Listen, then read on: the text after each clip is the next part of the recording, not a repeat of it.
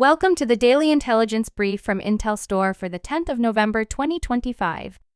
In today's top renewable energy news, Egypt has concluded a €50 million debt swap agreement with Germany to finance the integration of new wind power stations into the national electricity grid. The deal will channel the converted debt into grid connection works for major wind energy projects in Ras Ghareb and Jebel Zayt. The funding will be released in two equal tranches of €25 million. It will serve as development financing aimed at expanding Egypt's renewable energy capacity while reducing reliance on conventional fuel sources.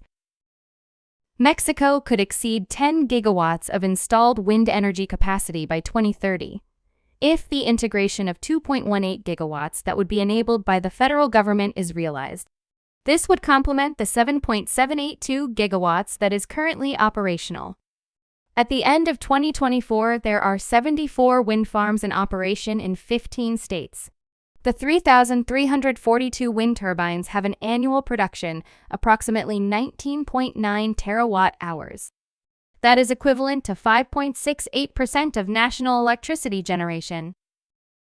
The Massachusetts Department of Revenue proposed regulations to explain how the state's jobs and investment tax credits for offshore wind energy projects are to be calculated.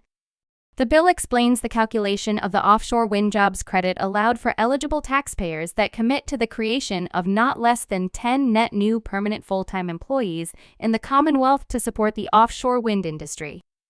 A certified offshore wind company that commits to the creation of not less than 10 net new permanent full-time employees in the Commonwealth is allowed a partially refundable credit in an amount determined by the CAC.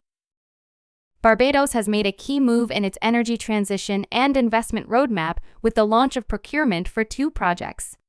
Pre-qualifiers will be eligible to receive a request for proposals to develop, finance, build, operate, and maintain the plant as an independent power producer. The RFQ deadline is January 30th, 2026. Pre-qualifiers will be announced in March. The same month, the RFP will be issued. Electricity generation from non-hydrocarbon sources in India is moving closer to 33% of the total, the country's Central Electricity Authority reported. Over the period between April and September, power output from hydro, nuclear, wind, and solar installations accounted for 31.3% of the total. That is up from 27.1% a year earlier. Of that, large hydropower plants booked a 13.2% increase in generation. The rest of the low-carbon capacity, excluding nuclear, posted an increase of 23.4%. You can learn more about all of IntelStor's market and sales intelligence offerings at www.intelstor.com and subscribe to our channel today.